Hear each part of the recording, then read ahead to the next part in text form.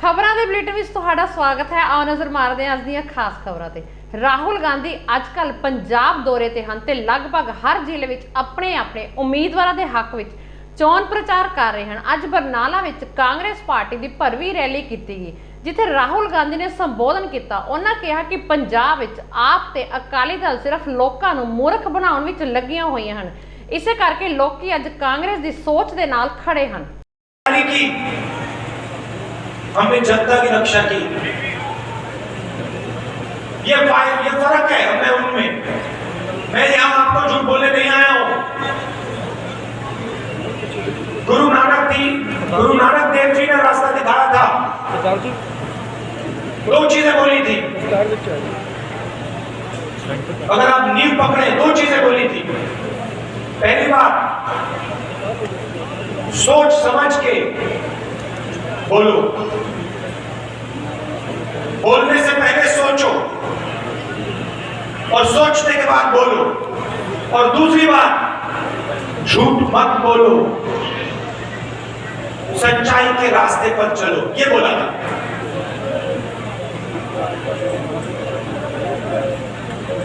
आज चाहे वो केजरीवाल जी हो, चाहे वो मोदी जी हो, जो भी दिल में आता है कह देते हैं। मोदी जी आएंगे, कहेंगे भाइयों और बहनों, बैंक अकाउंट में 15 लाख रुपए डाल दूंगा। मिल गया 15 लाख रुपए। कहा था 2 करोड़ युवाओं को हर साल रोजगार मिलेगा, मिल गया ना? मिल ही नहीं सकता। आगामी विधानसभा चोणां नूं मद्देनज़र रखदे मोगा विधानसभा हल्के तो कांग्रेसी उम्मीदवार मालविका सूद वालों मोगा हल्के की विकास तरक्की और भलाई लई 20 मते तैयार किए हैं, जिन्हां ते मालविका सूद वालों इन्हां 20 मतियां नूं अते इन्हां मतियां प्रति अपनी वचनबद्धता नूं मोगा हल्का वासियां तक पहुंचाउण लई 20 मतियां नूं हल्फिया बयान वजों सबना दे सन्मुख कर रहे हैं। उन्होंने कहा कि वह वादे नूं पूरा करनगे। मैं तुहानूं दसना चाहूँगी, कुछ टाइम पहला मेरे भरा सोनू सूद ने कहा सी कि कोई भी जब कैंडीडेट आता है ज़रूरी है कि अपना एक एफिडेविट पेश करे, और आज टाइम आ गया। मैं अपना एफिडेविट जिन्हें साढ़ा रिस्पैक्टेड मीडिया है वो सामने कर रही हूँ, और ये एफिडेविट दे विच जो चीज़ा मैं मोगा शहर लिए करना चाहती हूँ लिखा हुआ है, और कोशिश यही रहूगी कि जी चीज़ें हैं मैं अपने मोगे शहर लिए जरूर करा आने वाले टाइम के। बिल्कुल मैं दसना चाहूँगी, ये इंप्लॉयमेंट के बारे में बहुत लिखा है कि इंडस्ट्री जी है जरूर आनी चाहिए। आई रिमैंबर जब असी छोटे होंगे सी नैसले उदों मोगा कुछ ज़्यादा डिवेलप नहीं सीगा, लेकिन हुण वड्डे हो गए उदों तक कोई इंडस्ट्री नहीं आई। मैनूं लगदा कि जो इंडस्ट्री आएगी आने वाले टाइम के बहुत सारा रोज़गार मिलेगा अपने यंगस्टर्स नूं, आम इंसान नूं। जे गल करिए लेडीज़ ली जी घरेलू लेडीज़ है उन्होंने काफ़ी जोड़े है लोन्स की उन्होंने प्रॉब्लम आ रही है। कोशिश करूँगी कि कुछ ना कुछ ऐसी पॉलिसीज़ लैके आइए कि उन्होंने कर्जे माफ़ हो सकन। गल करिए एजुकेशन सिस्टम की, गवर्नमेंट स्कूल्स जोड़े है बहुत सारे विलेजिस के जोड़े है 5वीं या 8वीं तक है। मैनूं लगदा कि हर एक विलेज के जे 12वीं तक स्कूल हो जाए और अच्छे हो टीचर्स आ जाए, क्योंकि कई स्कूल्स के जोड़े टीचर्स है 2 या 3 होंगे, बच्चे बहुत सफ़र करते हैं। पर लगता ये सिस्टम जब होगा तो बच्चों लिए बहुत ईजी हो जाएगा अपने पिंडों के पढ़ना। और मैं गल करूँगी कि कोचिज़ जोड़े है स्पोर्ट्स लिए बहुत ज़रूरी है, क्योंकि बहुत सारे अच्छे स्पोर्ट्स प्लेयर पिंडों के है, लेकिन किते ना किते कोचिज़ ना होने कारण, प्रॉपर किट्स ना होने कारण वो बच्चे अगे नहीं जा पाते। और तुसीं सारे जानते हो कि मोगा दे विच जिवें गोदे वाला स्टेडियम है किते ना किते बहुत सालों तो उवें ही पिया। कोशिश रहूगी कि वो स्टेडियम जोड़ा दुबारा तो चालू होवे, और जो भी वो प्रॉब्लम्स है ठीक करके साढ़े जोड़े बच्चे है साढ़े यंगस्टर्स है वो स्टेडियम में यूज़ कर पान। इस तरह दी मैं 20 चीज़ा अपने एफिडेविट दे विच लिखियां, और एक कोशिश करांगे कि आने वाले टाइम से जरूर पूरियां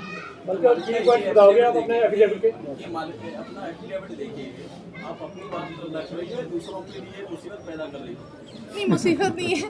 मेरे को लगता है कि ज़रूरी है कि अभी टाइम आ गया कि एफिडेविट जो है ये नहीं कि हम बोलेंगे कि हम देंगे, समय आ गया कि एफिडेविट हम पेश करें और लोगों को बताएं कि ये काम हम करने वाले हैं और आने वाले टाइम में करेंगे ज़रूर।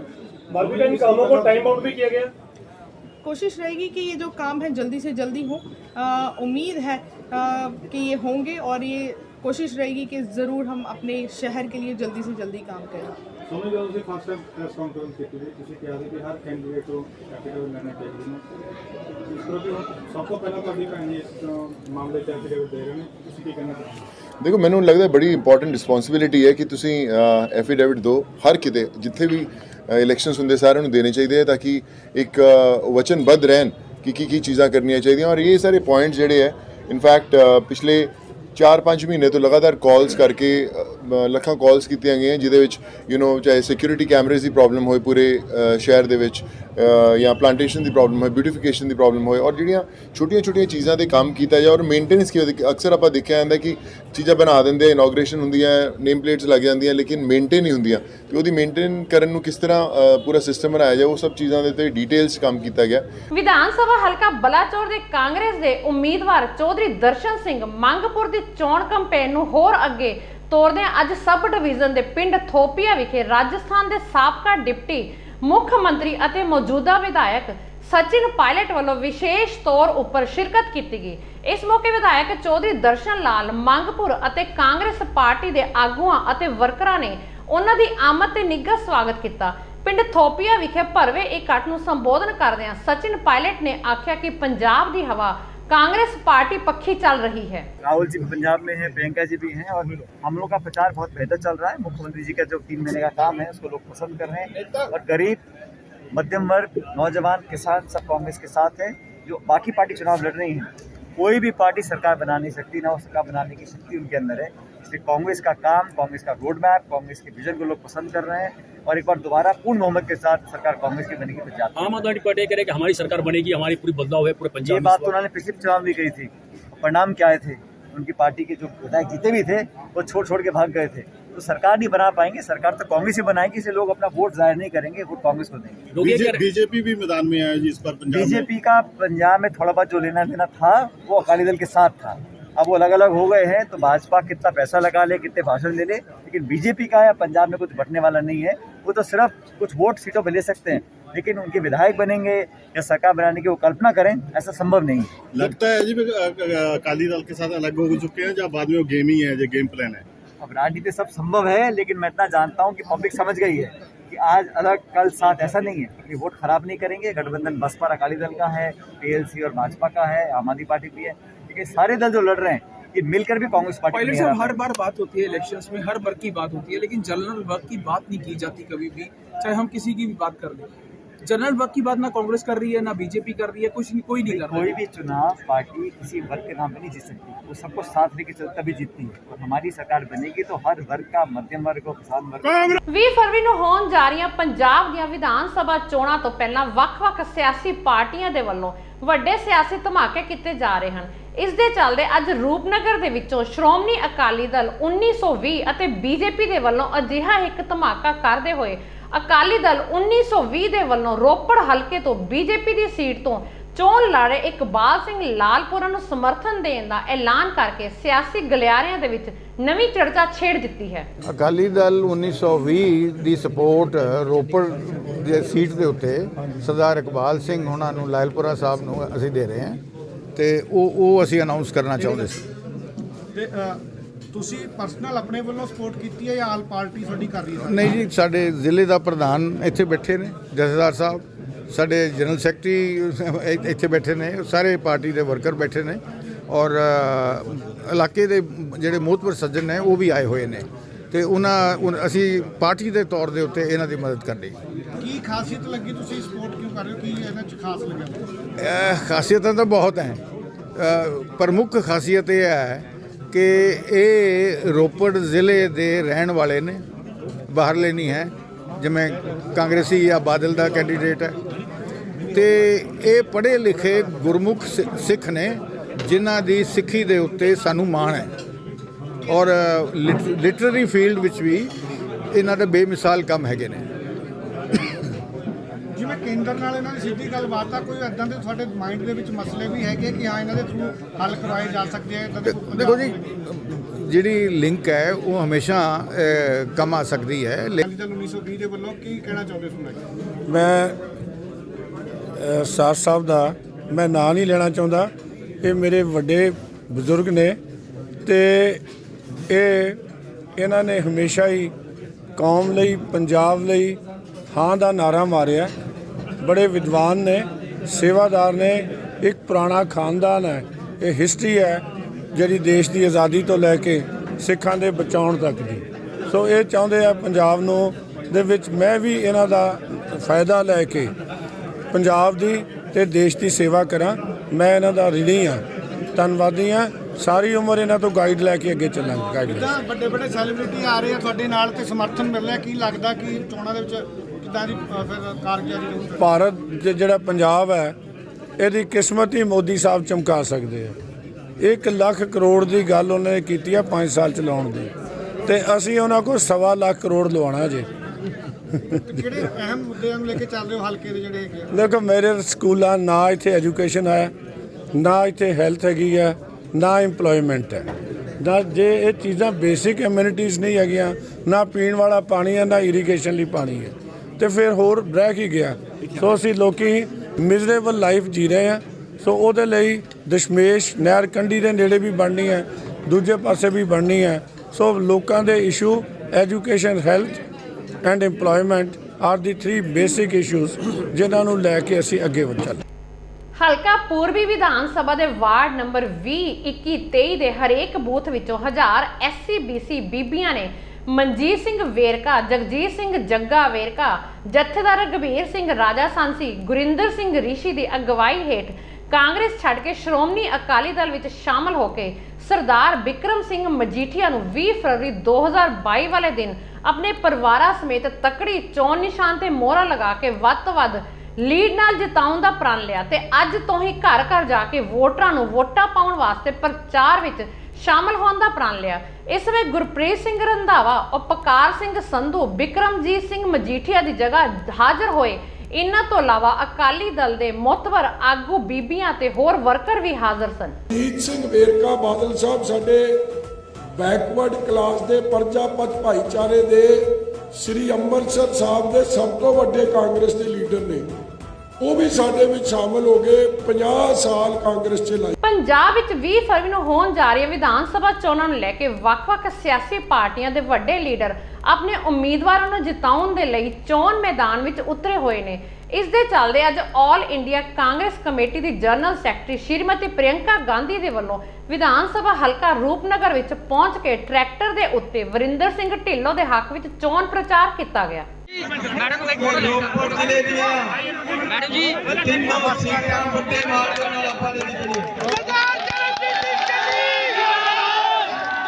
ਵਰਿੰਦਰ ਢਿੱਲੋਂ ਯੂਥ ਕਾਂਗਰਸ ਦਾ ਪ੍ਰਧਾਨ ਹੈ। MLA ਤੁਸੀਂ ਬਣਾ ਲਓ, ਮੰਤਰੀ ਮੈਂ ਬਣਾ ਦੇਣਾ ਹੈ। तो तगड़े होके एक वोट कांग्रेस को पाओ ताकि जेड़ा अपन मुख्यमंत्री दा जिन्हें नु सेहरा मिले ये थोड़े सिर ते पग रखी गई है। इस पग नु संभाल लो। इलाके दी जिले दी काया पलट हो जानी है जिस तरीके दे नाल 5 साल मिलने पूरा पंजाब एक पासे हो गया। लोग कांग्रेस को लियाउण नु तैयार है। अपने जिले च बड़े मार्जिन नाल सीटां जितनियां चाहिए। मैं सारे नूं अपील करना एक वोट कांग्रेस नूं पाओ। वरिंदर ढिल्लों कांग्रेस यूथ का प्रधान है, होनहार नौजवान है। आओ नौजवानों को अगे लेके आइए। वाहिगुरू जी का खालसा, वाहिगुरू जी की फतेह।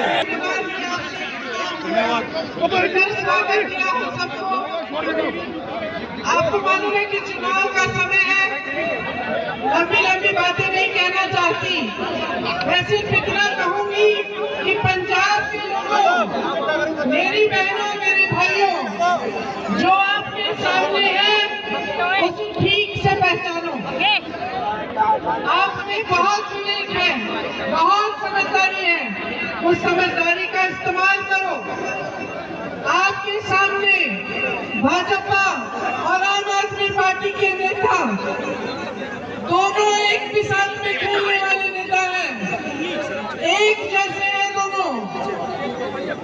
नरेंद्र मोदी जी को देखिए, श्री अरविंद केजरीवाल को देखिए। दोनों की शुरुआत कहाँ हुई? दोनों की शुरुआत RSS से हुई। एक ने कहा कि 15 लाख रुपए आपको दिलवाएंगे, दूसरे कह रहे हैं कि 7 लाख रुपए में जहाँ काम किया है उसने गुजरात मॉडल बोला, दूसरे दिल्ली मॉडल बोल रहे हैं।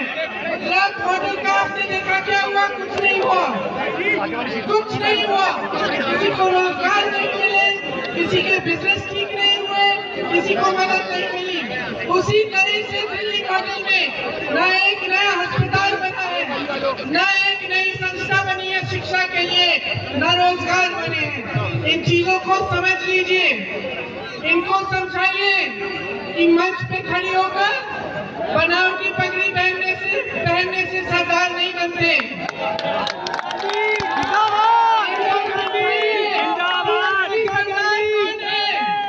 असली सरदार कौन है? इनको समझाइए कि इस साफे में कितनी हिम्मत है, कितनी मेहनत है।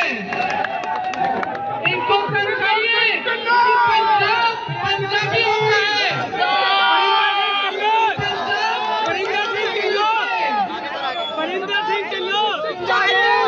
अपनी सरकार बनाओ, अपनी सरकार बनाओ।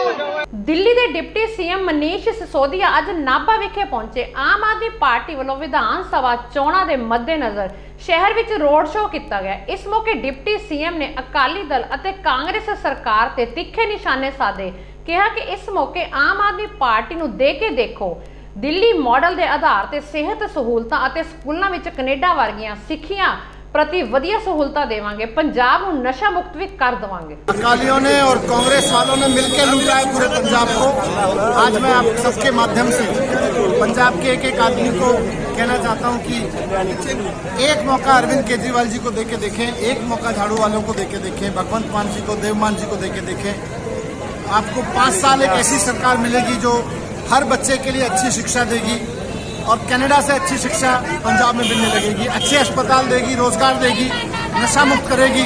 और सबसे बड़ी चीज जो पंजाब के व्यापारियों को, जो पंजाब की खुशहाली का आधार है, पंजाब के इंडस्ट्रियलिस्ट को जो लूट मचा रखी थी, गुंडागर्दी मचा रखी थी, उससे मुक्ति दिलाएगी। एक एक पंजाब का व्यापारी, एक एक पंजाब का दुकानदार, एक एक पंजाब का जो इंडस्ट्रियलिस्ट है, वो पंजाब का आधार है, पंजाब की रीढ़ की हड्डी है, वो पंजाब की आन बान शान है।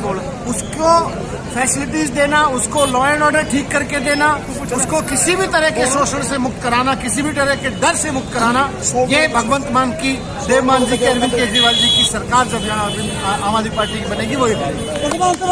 कांग्रेस अकाली दल के भाजपा इकट्ठे हो गए सर, इकट्ठे जैसा मैंने बोला, दुकानदारों को और युवाओं को खूब टेंशन दिया अकालियों ने और कांग्रेस वालों ने। इससे मुक्त करेंगे, इससे मुक्त करने का आम आदमी पार्टी का सपना है, इसीलिए सरकार बनेगी। सर, साधु सिंह बोल रहे हैं 100 करोड़ रुपया नाभा में विकास के लिए लगाया जी, बोलो जी। चरणजीत सिंह चन्नी बोल रहे हैं कि महिलाओं को 8 सिलेंडर देंगे। चन्नी जी कुछ भी बोले, लेकिन करना उन्होंने रेता चोरी है, रेता माफिया को ही उन्होंने प्रोटेक्शन देना है। बोले कुछ भी, ये बात ध्यान रखनी पड़ेगी। आदमी आने पर भ्रष्टाचार का क्या करेंगे आप, जो फैला हुआ है पंजाब में? भ्रष्टाचार 0 होगा जैसे दिल्ली में हुआ है। ਪੰਜਾਬ 'ਚ ਬੱਸਾਂ, ਕੇਬਲ ਤੇ ਰੇਤੇ ਤੇ ਕੁਝ ਕੁ ਲੋਕਾਂ ਨੇ ਏਕਾਧਿਕਾਰ ਜਮਾ ਰੱਖਿਆ ਹੈ, ਜਿਸ ਨੂੰ ਸਰਕਾਰ ਬਣਨ ਤੇ ਤੋੜਿਆ ਜਾਵੇਗਾ। ਇਹ ਐਲਾਨ ਕੁੱਲ ਹਿੰਦੂ ਕਾਂਗਰਸ ਦੇ ਜਨਰਲ ਸਕੱਤਰ ਸ਼੍ਰੀ ਰਾਹੁਲ ਗਾਂਧੀ ਨੇ ਇੱਥੇ ਚੋਣ ਰੈਲੀ ਨੂੰ ਸੰਬੋਧਨ ਕਰਦਿਆਂ ਕੀਤਾ।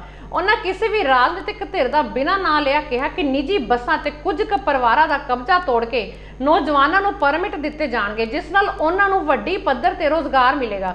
ਇਸੇ ਤਰ੍ਹਾਂ ਕੇਬਲ ਤੇ ਵੀ ਕੁਝ ਕੁ ਲੋਕਾਂ ਦਾ ਅਧਿਕਾਰ ਹੈ, ਜਿਸ ਨੂੰ ਤੋੜ ਕੇ 200 ਰੁਪਏ ਪ੍ਰਤੀ ਮਹੀਨਾ ਲੋਕਾਂ ਨੂੰ ਕਨੈਕਸ਼ਨ ਦਿੱਤੇ ਜਾਣਗੇ। ਇਸੇ ਤਰ੍ਹਾਂ ਰੇਤੇ ਤੇ ਪਿਛਲੇ ਕਈ ਵਰ੍ਹਿਆਂ ਤੋਂ ਕਾਬਜ਼ ਮਾਫੀਆ ਦੀ ਜਕੜ ਤੋੜੀ ਜਾਵੇਗੀ ਤੇ ਲੋਕਾਂ ਨੂੰ ਸਸਤੇ ਭਾਅ ਤੇ ਰੇਤਾ ਮੁਹੱਈਆ ਕਰਵਾਇਆ ਜਾਏਗਾ।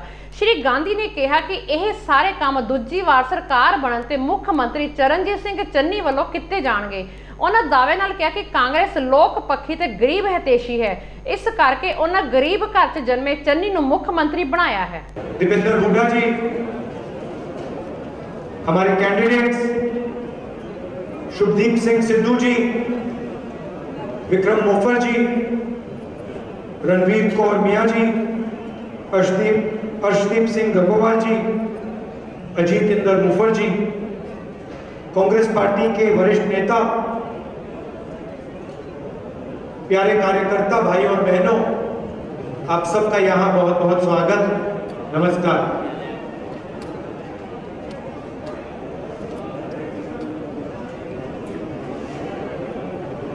पंजाब में चुनाव है, बहुत सारे वायदे किए जा रहे हैं। बीजेपी,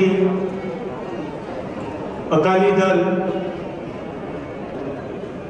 आम आदमी पार्टी, अमरिंदर सिंह ने भी एक पार्टी चालू कर रखी है। सब वायदे कर रहे हैं। कुछ दिन पहले अमित शाह जी यहाँ आए, ड्रग्स के बारे में उन्होंने भाषण दिया, कहा कि अगर उनकी सरकार आएगी तो ड्रग्स के खिलाफ लड़ने के लिए एक इंस्टीट्यूट खोलेंगे। खैर उनकी सरकार तो आने वाली नहीं है, तो उसका कोई मतलब ही नहीं है। मगर मैं आपको एक बात याद दिलाना चाहता हूं। 2013 में मैं पंजाब आया और पंजाब यूनिवर्सिटी में मैंने कहा कि पंजाब के युवाओं के सामने ड्रग्स की समस्या बहुत खतरनाक है। 2013 में पंजाब यूनिवर्सिटी में मैंने ये बात कही। बीजेपी के नेताओं ने मजाक उड़ाया, सुखबीर बादल जी ने कहा कि राहुल गांधी को कोई समझ नहीं है।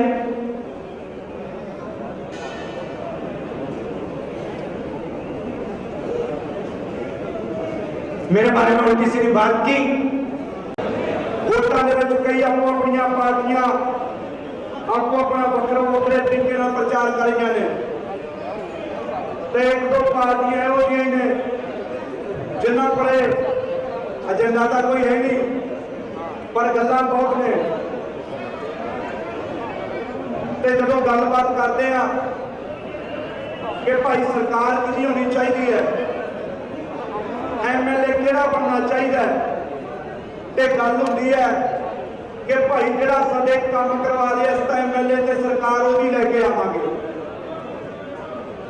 ते कई बंदियां तो मैं सवाल पुछया कि भाई सरकार किहड़ी चाहिए है, वो कहंदे सरकार चाहिए तां जरूर है, पर कई बंदे कहते हैं कि सानू बदलाव चाहिए। मैं पूछा कि बदलाव किवें होगा, कहना सरकार बदल देंगे, वक्त बदल देंगे ते माहौल बदल देंगे। मैं क्या छोटे वीर गल तेरी सही है, सरकारां बदलनियां जरूरी ने, पर दो तरीके का बदलाव होता है, दो तरीके का, एक चंगा बदलाव ते एक माड़ा बदलाव। मान लो पानी का गिलास हो जे मेरे हाथ च, ते तुसीं कहो कि इहनूं बदल के दिखा, मैं जोर नाल गिलास कंध च मारूं ते गिलास खेलू के हो जाऊगा। एक बदलाव तो यह भी है, ते दूजा बदलाव वो है कि मैं उसे गिलास नूं चक्का, उहदे ते चीकनी मिट्टी लावां ते उहदा साइज वड्डा कर दियां, ते फिर उहदे च वध पानी पै जे ते पेन दे नाल फुल मिट्टियां पा दियां ते गिलास सोहना भी लगन लग जे। ये हो गया दूजा बदलाव, चंगा बदलाव। दसो किहड़ा बदलाव चाहिए सानूं, चंगा बदलाव चाहिए या माड़ा बदलाव चाहिए? पर मान सालो कुछ शरारती अंसर साडे माड़े बदलाव ते होए हुए ने। पिछलियां इलैक्शनां दे विच असीं एक माड़े बदलाव नूं जन्म दित्ता। वोटां तां पैंदियां होंदियां कि 2,75,000 की आबादी चों एक इहो जिहा बंदा चुनिया जावे जिहड़ा साडे हक्कां दी गल कर सके, जिहड़ा साडी गल कर सके। पर जे एक माड़े बंदे दी थां ते दूजा माड़ा बंदा ही बिठाउणा कि इहनूं तुसीं बदलाव कहोगे ਤਾਂ ਸਵਾਲ ਸਾਲਿਓ। ਸ਼੍ਰੋਮਣੀ ਅਕਾਲੀ ਦਲ ਤੇ ਬਸਪਾ ਗਠਜੋੜ ਦੀ ਹਨੇਰੀ ਅੱਗੇ ਆਮ ਆਦਮੀ ਪਾਰਟੀ ਤੇ ਕਾਂਗਰਸ ਨਹੀਂ ਟਿਕ ਸਕੇਗੀ। ਇਹ ਪ੍ਰਗਟਾਵਾ ਸਾਬਕਾ ਕੇਂਦਰੀ ਮੰਤਰੀ ਹਰਸਿਮਰਤ ਕੌਰ ਬਾਦਲ ਨੇ ਸਰਦੂਲਗੜ੍ਹ ਹਲਕੇ ਤੋਂ ਪਾਰਟੀ ਉਮੀਦਵਾਰ ਦਿਲਰਾਜ ਸਿੰਘ ਪੰਧੂੜ ਦੇ ਹੱਕ 'ਚ ਚੋਣ ਜਲਸਿਆਂ ਨੂੰ ਸੰਬੋਧਨ ਕਰਦਿਆਂ ਕੀਤਾ। ਮਾਨਸਾ ਨੇੜਲੇ ਪਿੰਡ ਦੁੱਲੋਵਾਲ ਵਿਖੇ ਭਰਵੇਂ ਇਕੱਠ ਨੂੰ ਸੰਬੋਧਨ ਕਰਦਿਆਂ ਬਠਿੰਡਾ ਹਲਕੇ ਤੋਂ ਸੰਸਦ ਮੈਂਬਰ ਬੀਬੀ ਬਾਦਲ ਨੇ ਦਿੱਲੀ ਦੇ ਮੁੱਖ ਮੰਤਰੀ ਅਰਵਿੰਦ ਕੇਜਰੀਵਾਲ ਨੂੰ ਆੜੇ ਹੱਥੀ ਲਿਆ। ਸ਼੍ਰੋਮਣੀ ਅਕਾਲੀ ਦਲ ਲੋਕਾਂ ਨੂੰ ਸੁਚੇਤ ਕਰਨ ਦੀ ਕੋਸ਼ਿਸ਼ ਕਰ ਰਿਹਾ ਹੈ। ਸਾਰੀ ਪਾਰਟੀਆਂ ਦੀ ਲੀਡਰਸ਼ਿਪ ਦਿੱਲੀੋਂ ਆ ਰਹੀ ਹੈ ਕਿਉਂਕਿ ਦਿੱਲੀ ਪੰਜਾਬ ਨੂੰ ਚਲਾਉਣਾ ਚਾਹੁੰਦੀ ਹੈ। ਇੱਕ ਸ਼੍ਰੋਮਣੀ ਅਕਾਲੀ ਦਲ ਦਾ ਹਰ ਸਟੇਜ ਦੇਖ ਲਓ ਪਿਛਲੇ 6 ਮਹੀਨਿਆਂ ਤੋਂ ਸਿਰਫ ਆਪਣੇ ਤੁਹਾਡੇ ਵਿੱਚ ਰਹਿਣ ਵਾਲੇ ਤੁਹਾਡੀ ਆਪਣੀ ਖੇਤਰੀ ਪਾਰਟੀ ਉਹ ਲੀਡਰਸ਼ਿਪ ਜਿਹੜੇ ਲੋਕਾਂ ਦੀ ਗੱਲ ਕਰ ਰਹੇ। ਸਾਨੂੰ ਦਿੱਲੀ ਦਾ ਮਤਲਬ ਨਹੀਂ, ਅਸੀਂ ਕਰਦੇ ਹਾਂ ਗੱਲ ਪੰਜਾਬ ਦੀ, ਅਸੀਂ ਲੜਦੇ ਹੱਕਾਂ ਪੰਜਾਬ ਵਾਸਤੇ। ਅੱਜ ਇਹਨਾਂ ਸਾਰਿਆਂ ਨੂੰ ਦਿੱਲੀ ਦੇ ਬੰਦੇ ਜਿਹੜੇ ਆਏ ਨੇ 20 ਤਰੀਕ ਬਾਅਦ ਤਾਂ ਕਿਸੇ ਨੇ ਨਜ਼ਰ ਨਹੀਂ ਆਣਾ। 17 'ਚ ਵੀ ਆਹੀ ਹੋਇਆ ਸੀ। ਕੇਜਰੀਵਾਲ 5 ਸਾਲ ਮੁੜ ਕੇ ਆਇਆ, ਭਗਵੰਤ ਮਾਨ ਕਿਸੇ ਹਲਕੇ 'ਚ ਗਿਆ, 20 ਬੰਦੇ ਕਾਮਯਾਬ ਕੀਤੇ ਸੀ, 11 ਕਾਂਗਰਸ ਵਿੱਚ ਚਲੇ ਗਏ। ਜਿਹੜਾ ਕੇਜਰੀਵਾਲ ਆਪਦੇ MLA ਦੀ ਗਾਰੰਟੀ ਨਹੀਂ ਲੈ ਸਕਦਾ, ਇਹ ਗਾਂ ਕੇ ਸਰਕਾਰ ਦੀ ਕੀ ਗਾਰੰਟੀ ਲਊਗਾ। ਤੇ ਉਹ ਜਿਹੜਾ ਉਹਦਾ ਸ਼ਰਾਬੀ ਇਹਨਾਂ CM ਫੇਸ ਬਣਾਇਆ ਹੈ, ਜਿਹੜਾ ਪਾਰਲੀਮੈਂਟ 'ਚ 11 ਵਜੇ ਸ਼ਰਾਬ ਪੀ ਕੇ ਜਾਂਦਾ ਹੈ, ਜਦ ਜ਼ਿੰਮੇਵਾਰੀ ਪਾਰਲੀਮੈਂਟ ਦੀ ਇੰਨੀ ਵੱਡੀ ਹੁੰਦੀ ਹੈ। 9 ਹਲਕਿਆਂ ਤੋਂ ਲੋਕੀ ਜ਼ਿੰਮੇਵਾਰੀ ਦੇ ਕੇ ਉੱਥੇ ਭੇਜਦੇ ਨੇ। ਜਿਹੜਾ ਬੰਦਾ ਇਸ ਜ਼ਿੰਮੇਵਾਰੀ ਨੂੰ ਨਹੀਂ ਸਾਂਭ ਸਕਿਆ, ਇਹਨੇ 117 ਹਲਕਿਆਂ ਦੀ ਜ਼ਿੰਮੇਵਾਰੀ ਸਾਂਭਣੀ ਹੈ। ਮੈਂ ਲੋਕਾਂ ਨੂੰ ਆਹੀ ਕਹਿੰਦੀ ਹਾਂ ਕਿ 5 ਸਾਲ ਕੈਪਟਨ ਨੂੰ ਮੌਕਾ ਦੇਖ ਕੇ ਆਪਾਂ ਦੇਖ ਲਿਆ ਕਿਹੋ ਜਿਹਾ ਕਿਸਾਨੀ ਅੰਦੋਲਨ ਖੜਾ ਕਰਤਾ। ਅੱਜ ਉਸ ਪਾਰਟੀ 'ਚ ਵੜ ਗਿਆ ਕਿਉਂਕਿ ਪਹਿਲੇ ਤੋਂ ਹੀ ਗੱਠਮਿੱਠ ਸੀਗੀ, ਤੇ ਫਿਰ ਕਰੋਨਾ ਦੇ ਸਮੇਂ ਲੋਕਾਂ ਨੂੰ ਆਪਣੇ ਹਾਲ 'ਚ ਛੱਡਤਾ। ਹੁਣ ਇਹ ਬੰਦਾ ਤਾਂ ਸ਼ਰੇਆਮ ਪੰਜਾਬ ਦਾ ਆਪਣਾ ਨਹੀਂ, ਜਿਹੜਾ ਕਹਿੰਦਾ ਹਰਿਆਣੇ ਦਾ ਕਸੂਰ ਘੱਟ ਪੰਜਾਬ ਦਾ ਵੱਧ ਹੈ ਪੋਲਿਊਸ਼ਨ ਦਾ, ਜਿਹੜਾ ਹਰਿਆਣਾ ਲਾਗੇ ਲੱਗਦਾ ਹੈ। ਇਹ ਬੰਦਾ ਪੰਜਾਬ ਦੀ ਰਾਖੀ ਕਰੂਗਾ। ਇਹਨੇ ਕੱਲ ਭਗਵੰਤ ਨੂੰ ਪਾਸੇ ਸਿੱਟ ਕੇ ਆਪ ਕੁਰਸੀ 'ਚ ਜੇ ਬਹਿ ਜਾਊਗਾ ਤੇ 5 ਸਾਲ ਮੇਰੇ ਵੀਰੋ, ਜਦ ਤੁਹਾਡੇ ਨਹਿਰਾਂ 'ਚ ਪਾਣੀ ਨਹੀਂ ਆਊਗਾ, ਤੁਹਾਡੇ ਖੇਤ ਕਿਵੇਂ ਹਰੇ ਭਰੇ ਹੋਣਗੇ, ਵਾਟਰ ਵਰਕਸ 'ਚ ਬਿਜਲੀ ਨਹੀਂ ਆਊਗਾ ਤੇ ਗਰਮੀ ਵਿੱਚ ਤੁਸੀਂ ਕਿਵੇਂ ਤਪੋਗੇ, ਪੱਖਾ ਨਹੀਂ ਚੱਲੂਗਾ। ਇਹਨਾਂ ਬਾਰੇ ਸੋਚੋ ਤੇ ਸਵਾਲ ਕਰੋ ਕਿ ਅੱਜ ਤਾਈਂ ਕੇਜਰੀਵਾਲ ਜਾਂ ਭਗਵੰਤ ਮਾਨ ਇਹਨਾਂ ਚੀਜ਼ਾਂ ਦਾ ਦਬਾਅ ਕਿਉਂ ਨਹੀਂ ਦਿੰਦਾ ਕਿ ਹਲਫਨਾਮਾ ਵਾਪਸ ਕੀਤਾ ਹੈ ਕਿ ਨਹੀਂ ਕੀਤਾ ਹੈ। ਇਹਨਾਂ ਦੇ ਬਿਲਕੁਲ ਚੁੱਪੀ ਸਾਦੀ ਬੈਠੇ, ਇਹਨੂੰ ਸਮਝੋ। ਕਾਂਗਰਸ ਦੀ ਕੌਮੀ ਜਨਰਲ ਸਕੱਤਰ ਸ਼੍ਰੀਮਤੀ ਪ੍ਰਿਯੰਕਾ ਗਾਂਧੀ ਵਾਡਰਾ ਦੀ ਅੰਮ੍ਰਿਤਸਰ ਫੇਰੀ ਨਾਲ ਕਾਂਗਰਸ ਪਾਰਟੀ ਨੂੰ ਹੋਰ ਹੁਲਾਰਾ ਮਿਲਿਆ ਹੈ ਅਤੇ ਇਸ ਨਾਲ ਪੂਰੇ ਮਾਝੇ 'ਚ ਹੀ ਕਾਂਗਰਸ ਦੀ ਹੁੰਜਾ ਫੇਰ ਜਿੱਤ ਯਕੀਨੀ ਹੋ ਗਈ ਹੈ। ਇਹ ਪ੍ਰਗਟਾਵਾ ਇੱਥੇ ਡੇਰੀ ਸਮੂਹ ਸੰਭਾਲ ਰੋਡ ਵਿਖੇ ਵਿਸ਼ਾਲ ਰੈਲੀ ਨੂੰ ਸੰਬੋਧਨ ਕਰਦਿਆਂ ਉਪ ਮੁੱਖ ਮੰਤਰੀ ਤੇ ਹਲਕਾ ਕੇਂਦਰੀ ਤੋਂ ਉਮੀਦਵਾਰ ਸ਼੍ਰੀ ਓਮ ਪ੍ਰਕਾਸ਼ ਸੋਨੀ ਨੇ ਕੀਤਾ। ਉਹਨਾਂ ਕਿਹਾ ਕਿ ਸੂਬੇ 'ਚ ਆਮ ਆਦਮੀ ਪਾਰਟੀ ਜਾਂ ਅਕਾਲੀ ਦਲ ਸਣੇ ਹੋਰ ਧਿਰਾਂ ਦੀ ਕੋਈ ਲਹਿਰ ਨਹੀਂ ਹੈ ਅਤੇ ਇੱਥੇ ਵਿਕਾਸ ਕਾਰਜਾਂ ਸਦਕਾ ਲੋਕ ਮੁੜ ਕਾਂਗਰਸ ਦੀ ਸਰਕਾਰ ਲਿਆਉਣ ਲਈ ਉਤਾਵਲੇ ਹਨ। ਤਸਵੀਰਾਂ ਦੀਪ ਸਿੱਧੂ ਦੇ ਘਰ ਦੀਆਂ ਹਨ, ਜਿੱਥੇ ਦੀਪ ਸਿੱਧੂ ਦਾ ਜਨਮ ਹੋਇਆ ਅਤੇ ਉਸ ਤੋਂ ਬਾਅਦ ਬਠਿੰਡਾ ਚਲੇ ਗਏ ਅਤੇ ਫਿਰ ਪੁਣੇ ਵਿਖੇ ਆਪਣਾ ਬਚਪਨ ਬਿਤਾਇਆ। ਫਿਰ ਫਿਲਮ ਇੰਡਸਟਰੀ ਵਿੱਚ ਪੈਰ ਰੱਖਿਆ ਅਤੇ ਜੋਰਾ 10 ਨੰਬਰਿਆਂ ਤੇ ਬਾਅਦ ਵਿਲੱਖਣ ਪਹਿਚਾਣ ਬਣਾਈ। ਕਿਸਾਨੀ ਅੰਦੋਲਨ ਵਿੱਚ ਇਹ ਅਹਿਮ ਯੋਗਦਾਨ ਪਾਇਆ ਤੇ 26 ਜਨਵਰੀ ਨੂੰ ਲਾਲ ਕਿਲੇ ਦੀ ਹਿੰਸਾ ਤੋਂ ਬਾਅਦ ਕਈ ਇਲਜ਼ਾਮ ਵੀ ਲੱਗੇ ਸਨ, ਪਰ ਦੀਪ ਸਿੱਧੂ ਲਗਾਤਾਰ ਕਿਸਾਨੀ ਸੰਘਰਸ਼ ਦੀ ਲੜਾਈ ਲੜਦੇ ਰਹੇ। ਇੱਕ ਪਰਿਵਾਰ ਵਾਸਤੇ ਨਹੀਂ, ਇੱਕ ਪਿੰਡ ਵਾਸਤੇ ਨਹੀਂ, ਇੱਕ ਸਟੇਟ ਵਾਸਤੇ, ਕੌਮ ਵਾਸਤੇ ਇੱਕ ਬੜਾ ਹੀ ਇੱਕ ਬੇਵਕਤੀ ਮੌਤ ਜਿਹੜੀ ਹੈ ਸੰਦੀਪ ਸਿੱਧੂ ਦੀ ਹੋਈ ਹੈ। ਸਾਡਾ ਉਹ ਪੁੱਤਰਾਂ ਦੀ ਥਾਂ 'ਤੇ ਲੱਗਦਾ ਸੀਗਾ।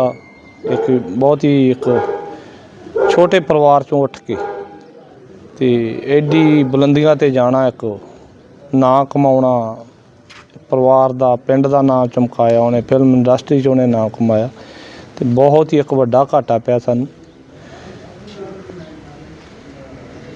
ਛੋਟੀ ਉਮਰ 'ਚ ਕੋਈ 38-40 ਸਾਲ ਦੀ ਉਮਰ ਹੈ ਵੀ ਉਹ ਫਿਲਮ ਇੰਡਸਟਰੀ 'ਚ ਉੱਥੇ ਲਾਅ ਕਰਕੇ, ਪੂਨੇ ਲਾਅ ਕਰਕੇ ਜਿਹੜਾ ਵੀ ਉਹ ਉੱਥੇ ਸੈਟਲ ਹੋਇਆ, ਉੱਥੇ ਫਿਰ ਨਾਂ ਕਮਾਇਆ ਉਹਨੇ। ਤੇ ਜੋ ਉਹਦੇ 'ਚ ਬੋਲਣ ਦਾ ਲਹਿਜਾ ਸੀ, ਜੋ ਉਹਦੇ ਵਿੱਚ ਗਿਆਨ ਸੀ, ਉਹ ਸਭ ਆਪ ਜਾਣਦੇ ਹੋ ਕਿ ਮੀਡੀਆ 'ਤੇ ਜਦੋਂ ਬੋਲਦਾ ਸੀਗਾ ਸੁਣਨ ਲਈ ਮਜਬੂਰ ਕਰ ਦਿੰਦਾ ਸੀ ਉਹ। ਤੇ ਬਹੁਤ ਹੀ ਵੱਡਾ ਇੱਕ ਘਾਟਾ ਪਿਆ ਦੀਪ ਸਿੱਧੂ ਦੀ ਮੌਤ ਦਾ। ਮੈਂ ਕਹਿੰਦੀ ਹਾਂ ਵੀ ਸਾਡੇ ਸਾਰੀ ਦੁਨੀਆ ਲਈ ਇਹ ਬਹੁਤ ਹੀ ਇੱਕ ਦੁੱਖ ਦੀ ਘੜੀ ਹੈ ਤੇ ਸਾਡੇ ਇੱਕ ਹੀਰਾ ਸਾਡੇ ਤੋਂ ਜੁਦਾ ਹੋ ਗਿਆ ਹੈ। ਪੰਜਾਬੀ ਇੰਡਸਟਰੀ ਦਾ ਉਹ ਇਕੱਲਾ ਕਲਾਕਾਰ ਸੀ ਜਿਹਨੂੰ ਸਾਰੀ ਇੰਡਸਟਰੀ, ਚਾਹੇ ਬਾਲੀਵੁੱਡ ਹੈ ਚਾਹੇ ਹੋਰ ਬਾਹਰ ਦੇ ਲੋਕ ਨੇ, ਉਹ ਜਾਣਦੇ ਸੀ। ਔਰ ਅੰਦੋਲਨ ਵਿੱਚ ਜੋ ਉਹਨਾਂ ਨੇ ਸ਼ਮੂਲੀਅਤ ਦਿੱਤੀ, ਜਦੋਂ ਉਹਨਾਂ ਨੇ ਸ਼ੰਭੂ ਬਾਰਡਰ 'ਤੇ ਲਾਏ ਮੋਰਚੇ, ਤਾਂ ਹੀ ਅਸੀਂ ਅੱਜ ਇੱਥੇ ਪਹੁੰਚੇ। ਅੱਜ ਅਸੀਂ ਜੇ ਇਲੈਕਸ਼ਨ ਵੀ ਲੜ ਰਹੇ ਹਾਂ ਤਾਂ ਦੀਪ ਸਿੱਧੂ ਵਰਗੇ ਸਾਡੇ ਜੋ ਸਟਰੋਂਗ ਹੀਰੋਜ਼ ਹੈ ਉਹਨਾਂ ਕਰਕੇ ਹੀ ਅਸੀਂ ਲੜ ਪਾ ਰਹੇ ਹਾਂ ਜੀ। ਕਦੇ ਉੱਥੇ ਸਿੰਘੂ ਤੇ, ਕਿਉਂਕਿ ਤੁਸੀਂ ਵੀ ਡੈਥਸ ਤੇ ਕੰਮ ਕੀਤਾ, ਕਿਸਾਨ ਕਿਸਾਨ ਸ਼ਹੀਦੀਆਂ ਤੇ ਮੇਲ ਹੋਇਆ ਦੀਪ ਨਾਲ, ਕਿਹੋ ਜਿਹਾ ਸੀਗਾ ਉਹ ਮਾਹੌਲ? ਜੀ ਐਵੇਂ ਚੱਲਦੇ ਫਿਰਦੇ ਮੈਂ 1-2 ਵਾਰ ਉਹਨਾਂ ਨਾਲ ਗੱਲ ਜ਼ਰੂਰ ਕਰ ਪਾਈ ਸੀ ਔਰ ਮੈਨੂੰ ਤਾਂ ਬਹੁਤ ਚੰਗੀ ਸ਼ਖਸੀਅਤ ਲੱਗਦੇ ਸੀ, ਉਹਨਾਂ ਦੇ ਵਿਚਾਰ ਬੜੇ ਸਹੀ ਸੀ। ਉਹ ਵੀ ਜੇ ਤੁਸੀਂ ਉਹਨਾਂ ਨੂੰ ਸੋਸ਼ਲ ਮੀਡੀਆ ਕਿਤੇ ਵੀ ਸੁਣਿਆ ਹੋਵੇ ਤੁਹਾਨੂੰ ਉਹਨਾਂ ਦੇ ਵਿਚਾਰ ਜ਼ਰੂਰ ਪ੍ਰਭਾਵਿਤ ਕਰਦੇ ਹੈ। ਮੈਨੂੰ ਯਾਦ ਹੈ ਜਦੋਂ ਸ਼ੰਭੂ ਤੇ ਪਹਿਲਾ ਮੋਰਚਾ ਲੱਗਿਆ ਸੀ, ਮੇਰੀ ਮਦਰ ਨੇ ਮੈਨੂੰ ਫੋਨ ਕੱਢ ਕੇ ਦਿਖਾਇਆ ਸੀ ਵੀ ਦੇਖੋ ਦੀਪ ਸਿੱਧੂ ਕਿੰਨੀ ਚੰਗੀ ਗੱਲ ਕਰਦਾ ਹੈ, ਕਿੰਨਾ ਚੰਗਾ, ਕਿੰਨਾ ਛੋਟਾ ਨੌਜਵਾਨ ਹੈ ਪਰ ਇੰਨੀਆਂ ਸਿਆਣੀਆਂ ਗੱਲਾਂ ਕਰਦਾ ਹੈ। ਔਰ ਤੁਸੀਂ ਸ਼ਹੀਦੀਆਂ ਦੀ ਗੱਲ ਕੀਤੀ ਤਾਂ ਮੈਨੂੰ ਲੱਗਦਾ ਹੈ ਕਿ ਸਾਡੇ ਅੰਦੋਲਨ ਦਾ ਇਹ ਵੀ ਇੱਕ ਸ਼ਹੀਦ ਹੈ, ਚਾਹੇ ਅੱਜ ਜੋ ਰੋਡ ਐਕਸੀਡੈਂਟ 'ਚ ਉਹਨਾਂ ਦੀ ਡੈਥ ਹੋਈ ਹੈ, ਪਰ ਜੋ ਕੁਛ ਉਹਨਾਂ ਨੇ ਪੰਜਾਬ ਲਈ ਕੀਤਾ, ਜੋ ਕੁਛ ਉਹਨਾਂ ਨੇ ਇਸ ਮੋਰਚੇ ਲਈ ਕੀਤਾ ਔਰ ਜਿੰਨੀ ਜੁਰਤ ਉਹਨਾਂ ਨੇ ਦਿਖਾਈ, ਜਿੰਨਾ ਡਟ ਕੇ ਉਹ ਲੜੇ ਔਰ ਜਿਸ ਤਰ੍ਹਾਂ ਉਹਨਾਂ ਨੇ ਜੋ ਕਿਹਾ ਉਹਦੇ ਤੋਂ ਕਦੇ ਪਿੱਛੇ ਨਹੀਂ ਹਟੇ, ਆਪਦੇ ਵਿਚਾਰਾਂ ਤੋਂ ਪਿੱਛੇ ਨਹੀਂ ਹਟੇ, ਆਪਦੀ ਵਿਚਾਰਧਾਰਾ ਤੋਂ ਪਿੱਛੇ ਨਹੀਂ ਹਟੇ।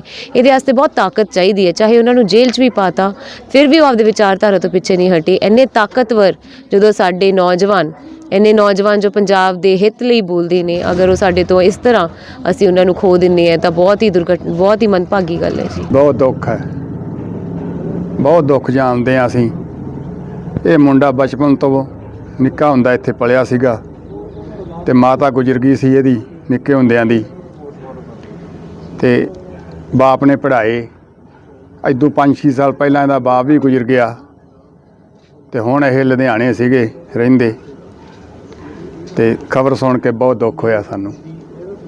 ਇਹ ਪਿੰਡ, ਇਹ ਉਹਦੇ ਕਾਰਨ ਪਿੰਡ ਨੂੰ ਸਾਰਿਆਂ ਨੂੰ ਧੱਕਾ ਲੱਗਿਆ, ਸਾਰੇ ਹਿੰਦੁਸਤਾਨ 'ਚ ਸਾਰੇ ਵਾਰਡਾਂ 'ਚ ਬਹੁਤ ਧੱਕਾ ਹੈ ਇਸ ਗੱਲ ਦਾ। ਇਹਦੀ ਜਾਂਚ ਹੋਣੀ ਚਾਹੀਦੀ ਹੈ ਵੀ ਕੀ ਕਾਰਨ ਹੋਇਆ। ਦੀਪ ਪਾਉਂਦੇ ਵੀ ਰਹੇ ਪਿੰਡ ਦੇ ਵਿੱਚ ਹੀ? ਨਹੀਂ ਜੀ, ਇੱਥੇ ਤਾਂ ਬਹੁਤ ਘੱਟ ਆਏ ਹੈ, ਕੋਈ ਸਾਲ ਕੁ ਪਹਿਲਾਂ ਆਏ ਸੀ ਇੱਥੇ।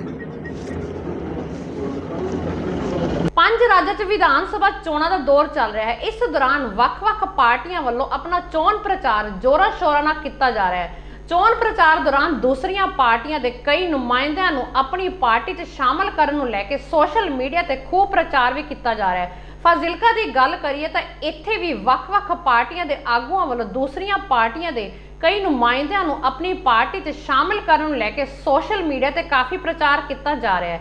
ਇਸ ਪ੍ਰਚਾਰ ਦੌਰਾਨ ਫਾਜ਼ਿਲਕਾ ਦੇ ਇੱਕ ਭਾਜਪਾ ਆਗੂ ਨੂੰ ਆਮ ਆਦਮੀ ਪਾਰਟੀ ਦੇ ਆਗੂਆਂ ਵੱਲੋਂ ਆਪਣੀ ਪਾਰਟੀ 'ਚ ਸ਼ਾਮਲ ਕਰਨ ਨੂੰ ਲੈ ਕੇ ਸੋਸ਼ਲ ਮੀਡੀਆ ਤੇ ਕੀਤੇ ਪ੍ਰਚਾਰ ਤੋਂ ਬਾਅਦ ਵਿਵਾਦ ਖੜਾ ਹੋ ਗਿਆ ਹੈ।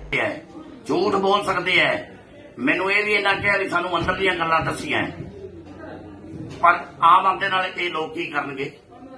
ਮੈਂ ਹੱਥ ਜੋੜ ਕੇ ਪਰੇ ਮਨ ਨਾਲ ਕਹਿ ਰਿਹਾ ਵੀ ਜੋ ਮੇਰੇ ਨਾਲ ਇਹਨਾਂ ਕੀਤੀ ਹੈ, ਮੈਂ ਪਰੇ ਮਨ ਨਾਲ ਰੋ ਕੇ ਵਿਖਾਣਾ ਕੋਈ ਮਰਦ ਬੰਦੇ ਦਾ ਕੰਮ ਨਹੀਂ, ਪਰ ਇਹਨਾਂ ਮੇਰਾ ਬਹੁਤ ਅਕਸ ਖਰਾਬ ਕੀਤਾ ਹੈ।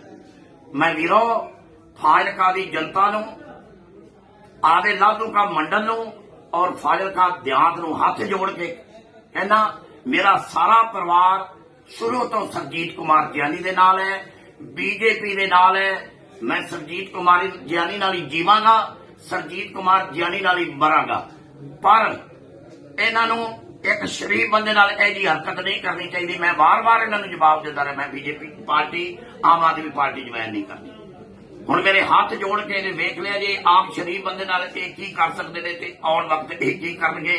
ਤੇ ਮੈਂ ਫਿਰ ਇੱਕ ਵਾਰੀ ਲਾਸਟ ਤੇ ਹੱਥ ਜੋੜ ਕੇ ਬੇਨਤੀ ਕਰਦਾ ਵੀ ਇਹਨਾਂ ਬੰਦਿਆਂ ਤੋਂ ਬਚ ਕੇ ਭਾਰਤੀ ਜਨਤਾ ਪਾਰਟੀ ਦਾ ਸਾਥ ਦਿੱਤਾ ਜਾਵੇ। ਔਰ ਫਾਜ਼ਿਲਕਾ ਤੋਂ ਜਿਹਨੇ ਜ਼ਿਲ੍ਹਾ ਬਣਾਇਆ ਹੈ, ਫਾਜ਼ਿਲਕਾ ਦੇ ਵਿਕਾਸ ਦੂਤ ਚੌਧਰੀ ਸਰਜੀਤ ਕੁਮਾਰ ਗਿਆਨੀ ਨੂੰ 20 ਤਰੀਕ ਨੂੰ ਕਮਲ ਦੇ ਵੋਟਾਂ ਪਾ ਕੇ ਤੇ ਕਾਮਯਾਬ ਬਣਾਓ, ਇੰਨੀ ਮੇਰੀ ਹੱਥ ਜੋੜ ਕੇ ਬੇਨਤੀ ਹੈ। ਵਾਹਿਗੁਰੂ ਜੀ ਕਾ ਖਾਲਸਾ, ਵਾਹਿਗੁਰੂ ਜੀ ਕੀ ਫਤਿਹ। ਆਮ ਆਦਮੀ ਪਾਰਟੀ ਦੇ ਉਮੀਦਵਾਰ ਨਰਿੰਦਰ ਸਵਣਾ ਤੇ ਉਹਦੇ ਨਾਲ ਜਿਹੜੇ ਦਲ ਬਦਲੂ ਹਰਨੇਕ ਸਿੰਘ ਵਗੈਰਾ ਫਿਰ ਰਹੇ ਹੈ, ਉਹਨਾਂ ਨੂੰ ਇੱਕ ਮੈਸੇਜ ਦੇਣਾ ਚਾਹਣਾ ਵੀ ਘਟੀਆ ਤੇ ਕਮੀਨੀਆਂ ਹਰਕਤਾਂ ਬੰਦ ਕਰ ਦਿਓ। ਪਹਿਲਾਂ ਇਹਨਾਂ ਨੇ ਹਰਕਤ ਕੀਤੀ, ਸਾਡੇ ਰਾਮਪੁਰੇ ਦੇ ਸਰਪੰਚ ਰਹੇ ਨੇ ਦਾਰਾ ਸਿੰਘ, ਉਹਨਾਂ ਦੇ ਘਰ ਗਏ, ਉਹਨਾਂ ਨੂੰ ਧੱਕੇ ਨਾਲ ਜਾ ਕੇ ਸਾਫਾ ਪਾਇਆ, ਆਮ ਆਦਮੀ ਪਾਰਟੀ 'ਚ ਸ਼ਾਮਲ ਕਰਾਉਣ ਦਾ ਉਹਨਾਂ ਨੇ ਕੋਸ਼ਿਸ਼ ਕੀਤੀ। ਉਹਨਾਂ ਨੇ ਉਸੇ ਵੇਲੇ ਆਪਦੀ ਵੀਡੀਓ ਬਣਾ ਕੇ ਤੇ ਵਾਇਰਲ ਕੀਤੀ ਵੀ ਅਸੀਂ ਆਮ ਆਦਮੀ ਪਾਰਟੀ ਦੇ ਵਿੱਚ ਨਹੀਂ ਹੈਗੇ। ਹੋਰ ਵੀ ਕਈ ਜਗ੍ਹਾ ਤੇ ਇਹਨਾਂ ਨੇ ਜਾ ਕੇ ਧੱਕੇ ਨਾਲ ਆਮ ਆਦਮੀ ਪਾਰਟੀ ਦੇ ਵਿੱਚ ਲੋਕਾਂ ਨੂੰ ਸ਼ਾਮਲ ਕਰਨ ਦੀ ਕੋਸ਼ਿਸ਼ ਕੀਤੀ। ਕੱਲ ਰਾਤ ਨੂੰ ਸਾਡਾ ਮਿਹਨਤੀ ਤੇ ਵਫਾਦਾਰ ਸਿਪਾਹੀ ਹੈ ਪਰਮਜੀਤ ਸਿੰਘ ਸ਼ੇਰਾ ਰਾਣੇ ਤੋਂ, ਜਿੰਦਾ ਅਸੀਂ ਕਦੀ ਦੇਣ ਨਹੀਂ ਦੇ ਸਕਦੇ। ਪਾਰਟੀ 'ਚ ਜੋ ਉਸ ਦਾ ਯੋਗਦਾਨ ਹੈ ਉਹਨੂੰ ਕੋਈ ਵੀ ਭੁਲਾਇਆ ਨਹੀਂ ਜਾ ਸਕਦਾ। ਤੇ ਉਹਨੂੰ ਦਾਗੀ ਕਰਨ ਦੇ ਵਾਸਤੇ ਉਹਨਾਂ ਦੇ ਘਰੇ ਗਏ। ਉਮੀਦਵਾਰ ਖੁਦ ਗਿਆ ਉਹਨਾਂ ਦੇ ਘਰੇ, ਉਹਨੂੰ ਆਪਦੀ ਗੱਡੀ 'ਚ ਬਿਠਾ ਕੇ ਤੇ ਇੱਕ ਤਨਾੜ ਸੇਠ ਦੇ ਘਰੇ ਲੈ ਗਿਆ। ਸੇਠ ਨੇ ਵੀ ਕਿਹਾ ਤੇ ਇਹਨਾਂ ਨੇ ਵੀ ਕਿਹਾ ਵੀ ਅਸੀਂ ਤੈਨੂੰ ਆਮ ਆਦਮੀ ਪਾਰਟੀ 'ਚ ਸ਼ਾਮਲ ਕਰਨਾ ਹੈ। ਇੱਕ ਫੋਟੋ ਵਾਇਰਲ ਹੋਈ ਜਿਹਦੇ ਵਿੱਚ ਸ਼ਰੇਆਮ ਨਜ਼ਰ ਆ ਰਿਹਾ ਵੀ ਹਰਨੇਕ ਸਿੰਘ ਦਲ ਬਦਲੂ ਉਹਨੂੰ ਸਾਫਾ ਆਮ ਆਦਮੀ ਪਾਰਟੀ ਦਾ ਪਹਿਨਾਉਣ ਦੀ ਕੋਸ਼ਿਸ਼ ਕਰ ਰਿਹਾ ਹੈ। ਦਿੱਲੀ ਦੇ ਮੁੱਖ ਮੰਤਰੀ ਪੰਜਾਬ 'ਚ ਗਰੰਟੀਆਂ ਦੇਣ ਦੀਆਂ ਗੱਲਾਂ ਕਰ ਰਹੇ ਹਨ, ਪਰ ਜ਼ਮੀਨੀ ਹਕੀਕਤ ਕੁਝ ਹੋ ਰਹੀ ਹੈ। ਇਹ ਕਹਿਣਾ ਹੈ ਦਿੱਲੀ ਟਰਾਂਸਪੋਰਟ ਕਰਮਚਾਰੀਆਂ ਤੇ ਯੂਨੀਅਨ ਆਗੂਆਂ ਨੇ ਕੇਜਰੀਵਾਲ ਦੀ ਪੋਲ ਖੋਲ ਦਿੱਤੀ। ਕਰਮਚਾਰੀਆਂ ਨੇ ਕਿਹਾ ਕਿ ਦਿੱਲੀ 'ਚ ਹਜ਼ਾਰਾਂ ਮੁਲਾਜ਼ਮ ਕੱਚੇ ਹਨ ਤੇ ਉਹਨਾਂ ਨੂੰ ਸਰਕਾਰ ਪੱਕੇ ਨਹੀਂ ਕਰ ਰਹੀ। ਦੱਸਣੀ ਹੋਵੇ ਕਿ ਦਿੱਲੀ ਦੇ ਕਰਮचारी पंजाब 'ਚ केजरीवाल ਦੀ पोल खोल रहे हैं। साथियों, मेरा नाम राजेश है और मैं दिल्ली ट्रांसपोर्ट का कर्मचारी हूं और हम यूनियन चलाते हैं डीटीसी वर्कर यूनिटी सेंटर। तो केजरीवाल ने जब अपना आंदोलन के बाद में चुनाव अभियान शुरू किया था तो सबसे पहले ये हमारे ट्रांसपोर्ट में आए थे। तो तब भी डीटीसी का कर्मचारी आंदोलन में था अपनी परेशानियों को लेके। तो हमारे वहाँ पे आके इन्होंने खुद बोला था, भाई आप ये सरकारें अच्छी नहीं हैं तो आप अच्छे नेता बनाइए तो हम आपका मांगों को पूरा करेंगे। और हमारे ट्रांसपोर्ट में आके ये बोल के गए थे कि अगर मैं मुख्यमंत्री बना तो कॉन्ट्रैक्ट कर्मचारियों को पक्का करूँगा। तो पूरा डीटीसी का कर्मचारी में बड़ा उत्साह हुआ और उन्होंने पूरा आज भी मतलब 22-23 हज़ार के आसपास कर्मचारी हैं, क्योंकि परमानेंट कर्मचारी भी उसमें था, खुश था, उसके बच्चे भी तो काम कर रहे हैं वहाँ पे। तो परमानेंट कर्मचारी हो चाहे कॉन्ट्रैक्ट कर्मचारी, उनमें एक उत्साह हुआ और केजरीवाल सरकार को दिल्ली में बिठा दिया। तो इतना टाइम होने के बाद भी आज देखोगे कि पहले की जो सरकारें थी वो रुपयों में पैसे बढ़ाती थी कर्मचारी का, कि कभी 20 रुपये बढ़ा दिए, कभी 30 रुपये बढ़ा दिए। पर ये सरकार आने के बाद अब देखा जाता है कि पैसों में बढ़ते हैं, कभी 5 पैसे बढ़ते हैं, कभी 10 पैसे बढ़ते हैं, कभी 15 पैसे बढ़ते हैं। और दूसरी समस्या ये है कि कर्मचारी फ्लीट बनती है, भाई समय होता है कर्मचारी का कि भाई आपको इस समय पे नौकरी पे आना है। कर्मचारी उस समय पे नौकरी पे आ जाता है तो उसको 4 घंटे बैठना पड़ता है, 5 घंटे बैठना पड़ता है और उसके बाद बोल जाता है काम नहीं, अपने घर जाइए। तो रेस्ट का पैसा भी नहीं मिलता है। तो दूसरा उसको पूरा कैसे उसका परिवार चलेगा कि उसको पूरा महीना काम नहीं मिलेगा। अब उसको किराया भी लगा, अपने घर से भी। ट्रांसपोर्ट का क्या है कि ऑफिशियली ड्यूटी नहीं होती, या तो मॉर्निंग की ड्यूटी हो, वो सुबह 3 बजे घर से चलेगा। हमारी मुख्य मांगे हैं कि कॉन्ट्रैक्ट कर्मचारी को पक्का किया जाए। और डीटीसी में आज बसें नहीं बची हुई, 10 साल से डीटीसी में कोई बस नहीं खरीदी गई है, एक भी बस। सब गाड़ियों की हालत ख़राब है। अगर गाड़ियाँ नहीं आएंगी तो कर्मचारी क्या करेगा? जो गाड़ियाँ डैमेज हो चुकी है, जिनका समय निकल चुका है, वो भी कोरोना के नाम पे चलाई हुई हैं। तो गाड़ियों की भी हालत ख़राब है। और जब गाड़ी के कर्मचारियों के पास काम नहीं बचेगा तो कर्मचारियों को निकाल देंगे। तो सबसे बड़ी मांग 11,000 बसों की एक मांग थी डीटीसी में लेकर आने की, उसको पूरा करे और कॉन्ट्रैक्ट कर्मचारियों को पक्का किया जाए, ताकि वो एक अच्छी सुरक्षा महसूस करे और अच्छा सुविधा वहाँ की जनता को दे सके। तो कॉन्ट्रैक्ट कर्मचारी की बड़ी दिक्कतें हैं कि जो कर्मचारी आके 4 घंटे 5 घंटे बैठेगा, उसकी मनोस्थिति क्या होगी। कई बार घर जाना पड़ता, घर वाले पापा क्या नौकरी करते हो आप, आज गए आपको काम नहीं मिला, मतलब बड़ा शर्मसार है।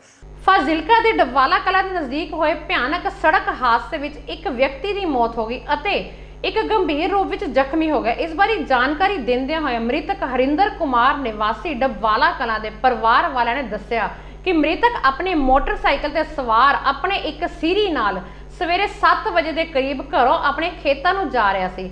ਰਸਤੇ 'ਚ ਡੱਬਾਲਾ ਕਲਾਂ ਦੇ ਬੱਸ ਸਟੈਂਡ ਦੇ ਨਜ਼ਦੀਕ ਅਰਨੀਵਾਲਾ ਤੋਂ ਆ ਰਹੇ ਇੱਕ ਨਾਮਾਲੂਮ ਟਰੱਕ ਚਾਲਕ ਨੇ ਉਹਨਾਂ ਦੇ ਮੋਟਰਸਾਈਕਲ ਨੂੰ ਫੇਟ ਮਾਰ ਦਿੱਤੀ, ਜਿਸ ਦੌਰਾਨ ਹਰਿੰਦਰ ਕੁਮਾਰ ਦੀ ਮੌਕੇ ਤੇ ਹੀ ਮੌਤ ਹੋ ਗਈ ਤੇ ਉਸ ਨਾਲ ਸਵਾਰ ਦੂਸਰਾ ਵਿਅਕਤੀ ਮੱਖਣ ਸਿੰਘ ਗੰਭੀਰ ਰੂਪ 'ਚ ਜ਼ਖਮੀ ਹੋ ਗਿਆ। ਜ਼ਖਮੀ ਨੂੰ ਡਾਕਟਰਾਂ ਵੱਲੋਂ ਸ਼੍ਰੀ ਮੁਕਤਸਰ ਸਾਹਿਬ ਵਿਖੇ ਰੈਫਰ ਕਰ ਦਿੱਤਾ ਗਿਆ। ਉਹਨਾਂ ਦੱਸਿਆ ਕਿ ਇਸ ਘਟਨਾ ਨੂੰ ਅੰਜਾਮ ਦੇ ਕੇ ਟਰੱਕ ਚਾਲਕ ਮੌਕੇ ਤੋਂ ਫਰਾਰ ਹੋ ਗਿਆ। ਸੁਬਹ ਪਿੰਡ ਡੱਬ ਵਾਲੀ ਕਲਾਂ ਬੱਸ ਸਟੈਂਡ ਦੇ ਨਜ਼ਦੀਕ ਮੋਟਰਸਾਈਕਲ ਜਿਸ ਨੂੰ ਹਰਵਿੰਦਰ ਸਿੰਘ ਪੁੱਤਰ ਹਰਵਿੰਦਰ ਕੁਮਾਰ ਪੁੱਤਰ ਉੱਤਮ ਚੰਦ ਚਲਾਉਂਦਾ ਸੀਗਾ ਤੇ ਪਿੱਛੇ ਉਸਦਾ ਸੀਰੀ ਬੈਠਾ ਸੀਗਾ ਮੱਖਣ ਸਿੰਘ। ਉਹ ਖੇਤ ਗੇੜਾ ਮਾਰਨ ਚੱਲੇ ਸੀਗੇ ਤੇ ਬੱਸ ਸਟੈਂਡ ਪਿੰਡ ਡੱਬ ਵਾਲਾ ਕਲਾਂ ਨਜ਼ਦੀਕ ਕਿਸੇ ਨਾਮਲੂਮ ਟਰਾਲਾ ਨੇ ਉਹਨਾਂ ਨੂੰ ਫੇਟ ਮਾਰੀ ਹੈ, ਜਿਸ ਵਿੱਚ ਹਰਵਿੰਦਰ ਕੁਮਾਰ ਦੀ ਮੌਤ ਹੋ ਗਈ ਆ ਤੇ ਮੱਖਣ ਸਿੰਘ ਜਿਹੜਾ ਉਹ ਇੰਜਰਡ ਹੈਗਾ ਤੇ ਜਿਸ ਸੰਬੰਧੀ ਕਾਰਵਾਈ ਅਮਲ 'ਚ ਲਿਆਂਦੀ ਜਾ ਰਹੀ। ਟਰਾਲਾ ਅਰਦੀ ਵਾਲੇ ਦੀ ਤਰਫੋਂ ਡੱਬ ਵਾਲੀ ਕਲਾਂ ਨੂੰ ਜਾ ਰਿਹਾ ਸੀਗਾ ਤੇ ਉਹ ਆਪਣੇ ਖੇਤ ਨੂੰ ਗੇੜਾ ਮਾਰਨ ਵਾਸਤੇ ਅੱਗੋਂ ਪਿੰਡ ਵੱਲ ਨੂੰ ਆਏ ਸੀ। ਟਰਾਲਾ ਚਾਲਕ ਲੈ ਕੇ ਫਰਾਰ ਹੋ ਗਿਆ ਟਰਾਲੇ ਨੂੰ ਜੀ। ਸਵੇਰੇ ਧੁੰਦ ਵਗੈਰਾ ਸੀਗੀ, 6:30 ਦਾ ਟਾਈਮ ਸੀਗਾ, 7 ਵਜੇ ਉਹਦਾ ਫਾਇਦਾ ਉਠਾਉਂਦੇ ਹੋਏ ਫਰਾਰ ਹੋ ਗਏ। ਹਾਂਜੀ ਤਲਾਸ਼ ਕੀਤੀ ਜਾ ਰਹੀ ਹੈ ਜੀ। ਵੀਡੀਓ ਆਪਣੇ ਕੈਮਰੇ ਵਗੈਰਾ ਚੈੱਕ ਕਰਕੇ ਟ੍ਰੇਸ ਕੀਤੀ। ਭਾਜਪਾ ਤੇ ਪੰਜਾਬ ਲੋਕ ਕਾਂਗਰਸ ਪਾਰਟੀ ਦੇ ਸਾਂਝੇ ਉਮੀਦਵਾਰ ਗੁਰਪ੍ਰੀਤ ਸਿੰਘ ਸ਼ਾਹਪੁਰ ਦੇ ਹੱਕ ਵਿੱਚ ਰੋਡ ਸ਼ੋਅ ਕਰਨ ਪਹੁੰਚੇ ਸਨ। ਗ੍ਰੇਟ ਖਲੀ ਇਸ ਮੌਕੇ ਪ੍ਰੈਸ ਨਾਲ ਗੱਲਬਾਤ ਕਰਦਿਆਂ ਗ੍ਰੇਟ ਖਲੀ ਨੇ ਕਿਹਾ ਕਿ ਪੰਜਾਬ ਵਿੱਚ ਡਬਲ ਇੰਜਨ ਦੀ ਸਰਕਾਰ ਭਾਜਪਾ ਸਰਕਾਰ ਬਣੇਗੀ, ਜੋ ਭਾਜਪਾ ਸਰਕਾਰ ਪੰਜਾਬ ਵਿੱਚ ਨਸ਼ਾ ਨੂੰ ਖਤਮ ਕਰੇਗੀ। ਉਹਨਾਂ ਕਿਹਾ ਕਿ ਜੋ ਕਿ ਫੈਕਟਰੀਆਂ ਇੰਡਸਟਰੀ ਨੂੰ ਵਾਪਸ ਲੈ ਕੇ ਆਵੇਗੀ, ਪੰਜਾਬ ਵਿੱਚ ਨੌਕਰੀਆਂ ਦੇਵੇਗੀ। ਉਹਨਾਂ ਕੇਜਰੀਵਾਲ ਤੇ ਨਿਸ਼ਾਨਾ ਸਾਧਦਿਆਂ ਕਿਹਾ ਕਿ ਪੰਜਾਬ ਵਿੱਚ ਜੋ ਪ੍ਰਧਾਨ ਮੰਤਰੀ ਮੋਦੀ ਦੀ ਅਗਵਾਈ ਵਿੱਚ ਰਾਜ ਕਰ ਸਕਦੀ ਹੈ, ਉਹ ਆਮ ਆਦਮੀ ਪਾਰਟੀ ਨਹੀਂ ਕਰ ਸਕਦੀ। जब ਉਹਨਾਂ ਨੂੰ ਪੁੱਛਿਆ ਗਿਆ ਕਿ ਤੁਸੀਂ ਸਿਰਫ ਭਾਜਪਾ ਹੀ क्यों ज्वाइन की, तो सुनो। और जहाँ जहाँ हम रैली कर रहे हैं और बहुत ही अच्छा रिस्पांस मिल रहा है। जब से हमारे माननीय प्रधानमंत्री जी अमित शाह जी आए हैं तब से और अच्छा रिस्पांस मिल रहा है। डबल इंजन की सरकार की बात हो रही है पूरे देश में, क्या समझते हो पंजाब के लिए डबल इंजन क्यों जरूरी है? क्यों अगर पंजाब से नशा मुक्त करना है, पंजाब को स्पोर्ट्स पे आगे लाना है, अगर जो फैक्ट्री है जो यहाँ से छोड़ के जाइए दूसरे स्टेट पे अगर वापस लानी है और नौकरियाँ मतलब एक नौकरियाँ जो इस टाइम बिल्कुल नहीं है, अगर नौकरियाँ वापस लानी है तो डबल इंजन की सरकार बननी चाहिए। छोड़ के भाजपा ही क्यों ज्वाइन की और कोई पार्टी क्यों नहीं? मेरे को लगता है भाजपा सबसे अच्छी पार्टी है और जो हमारे माननीय प्रधानमंत्री जी नरेंद्र मोदी जी उनकी जो आइडियोलॉजी है उससे प्रभावित होकर मैंने भारतीय जनता पार्टी को ज्वाइन किया है। आम आदमी पार्टी पंजाब के लोगों को कह रही है भी हम दिल्ली में अच्छा शासन दे रहे हैं, इसीलिए पंजाब में आप चुनो। आपको क्या लगता है दिल्ली में कैसा शासन? भारतीय जनता पार्टी जो पंजाब पे देंगी वो आम आदमी पार्टी नहीं दे पाएंगी। गुरप्रीत सिंह, आप पहली बार इनके हक में चोन प्रचार के लिए आए हो? मैं बिल्कुल सभी जो यहाँ से नौबा से जनता है उनको सभी को मैं विनती करता हूँ कि भाई इनको भारी वोटों से जिताए, क्योंकि मतलब ताकि जो आपकी आवाज़ है विधानसभा पे उठा सके। दोस्तों इस नाल ਦੀਆਂ ਖਾਸ ਖਬਰਾਂ ਨਵੀਆਂ ਤੇ ਤਾਜ਼ਾ ਖਬਰਾਂ ਲੈ ਕੇ ਫੇਰ ਹਾਜ਼ਰ ਹੋਵਾਂਗੇ। ਤਦ ਤੱਕ ਲਈ ਦਿਓ ਇਜਾਜ਼ਤ, ਰੱਬ ਰੱਖਾ।